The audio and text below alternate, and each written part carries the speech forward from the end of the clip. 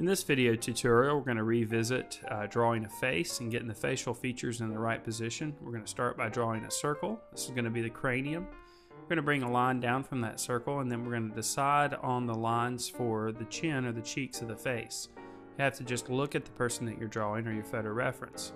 The next thing we're going to do is decide where our facial features need to be. We're going to draw a line for the eyes, and that's going to be in the center of your head, so halfway between the top of your head and the bottom of your chin are your eyes. Then halfway or midway between the eye line and the chin is where your nose is going to end up. And then moving on down, your mouth is going to actually be halfway between your nose and your chin.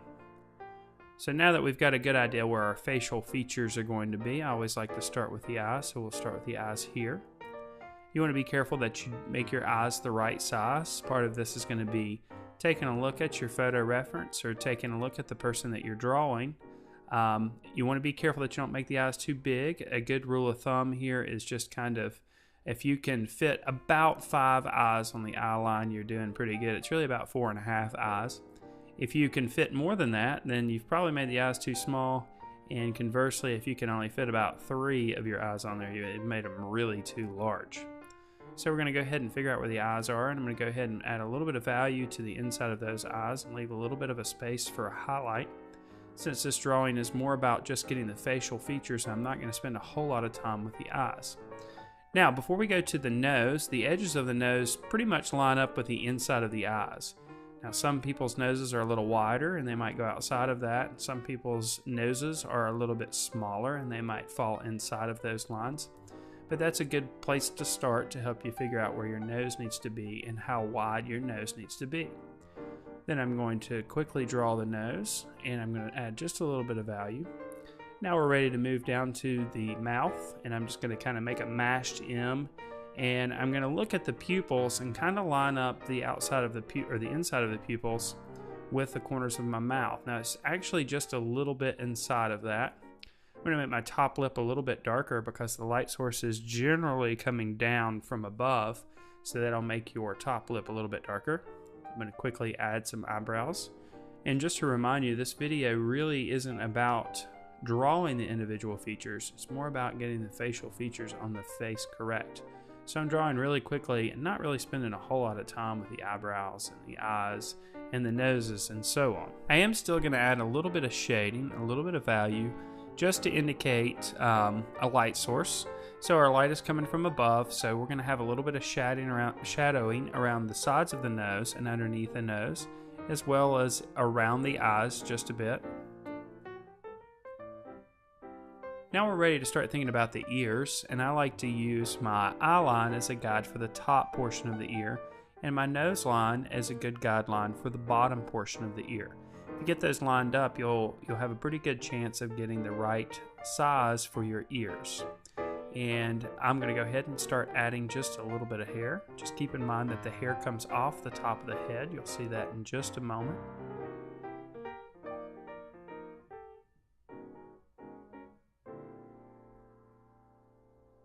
And I'm going to add some indication of the neck. Now your neck kind of actually starts from the bottom portion of your ear. If the person that you're drawing is a little bit thinner, that line for the edge of the neck will come in just a little bit. For some people though, it drops straight down. If the person that you're drawing is a little bit heavier or a little bit more muscular, I'll add just a little bit of value underneath the bottom of the lip too, to make the lip look like it sticks out just a bit.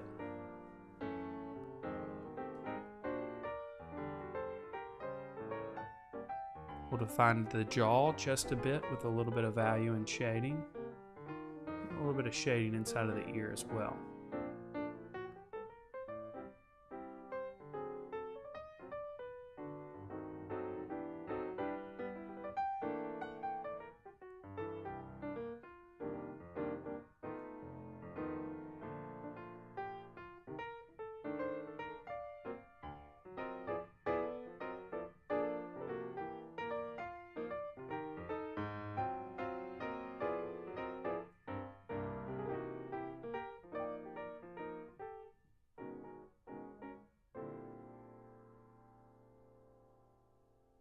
Alright, now I'm going to start making some lines to indicate the hair. And I'm going to drop the front part of the hair down just a little bit, and I'm going to start by drawing an outline of the hair.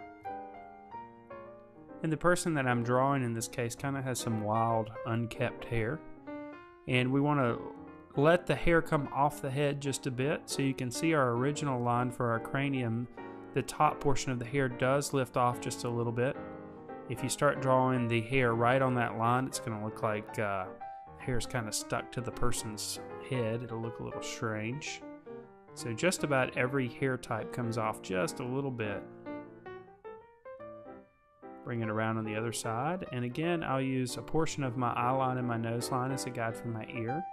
In this case, this guy's ear on this side is covered a little bit by the hair. And again, the neckline on the other side. Add a little bit of shading down there. And a little indication of the jawline.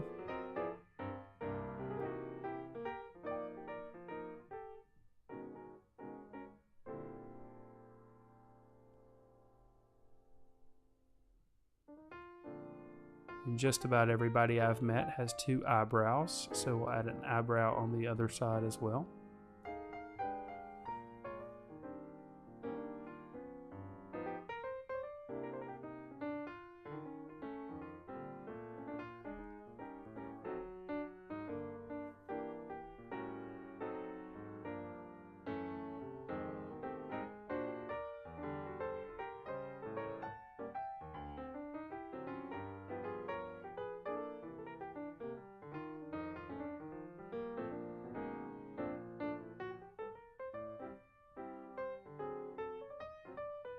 Alright, now for the hairline on the other side.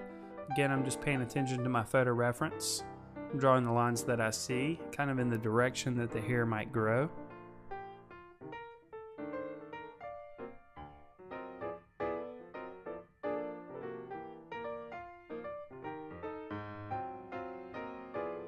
A little bit of shading and value underneath the neck to make the head look like it's protruding just a bit.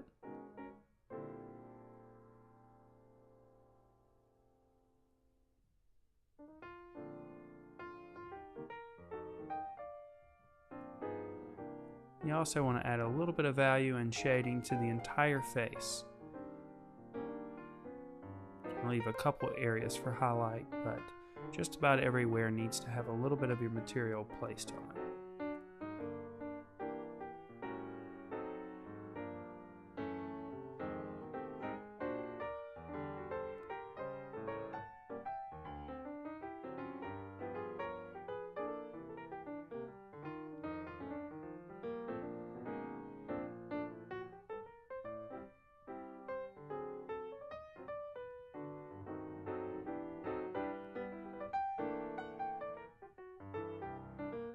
There should be just a bit of shadow underneath the hairline, so make sure that you make it a little bit darker underneath the hairline as well.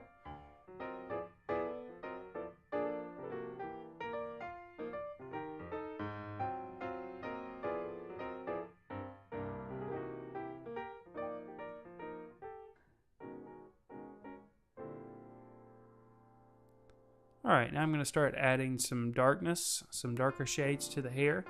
And the way I'm going to do this is I'm going to make lines in the direction that the hair is growing. That'll give us the illusion of hair without having to take the time to draw every single strand of hair. So you can make really bold, long lines in this case. And you can leave a couple areas where they're kind of mid-tones. That'll give the hair some volume, make it look like it is actually a three-dimensional mass of hair. And in the photo reference I'm using, this guy really has some messed up hair. So I'm going to have lots of lines going in different directions to kind of indicate that in my drawing.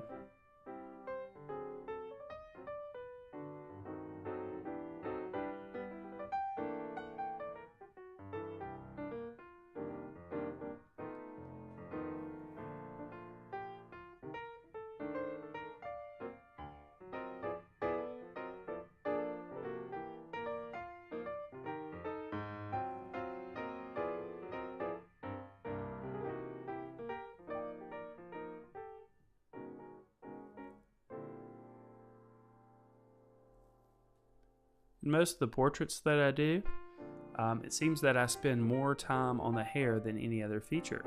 That's because hair is really pretty complex, and in order to make it look realistic, it does take a bit of time.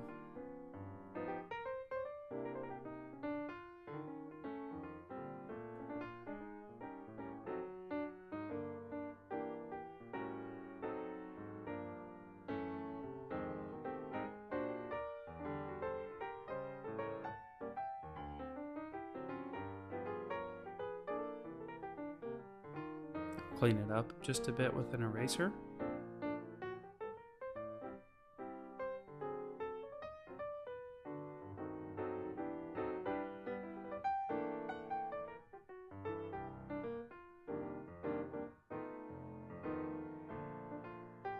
Now I'm going to add just a bit of a collar down here at the bottom, just so our head doesn't look like it's totally floating out in space.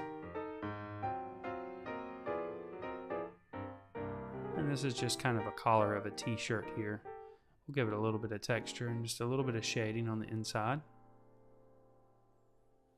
I'll also go ahead and add a little bit of shadow underneath the chin, a little bit more. That'll give a little bit more definition to our neck as well and make the face protrude. So this pretty much brings us to the end. Just to recap, your eye line is in the middle of your head. Your nose line is in the middle of your eye line and your chin. And then your nose line is in between the nose line and the chin. If you keep those things in mind, you'll go far in getting your proportions correct when you do a portrait drawing.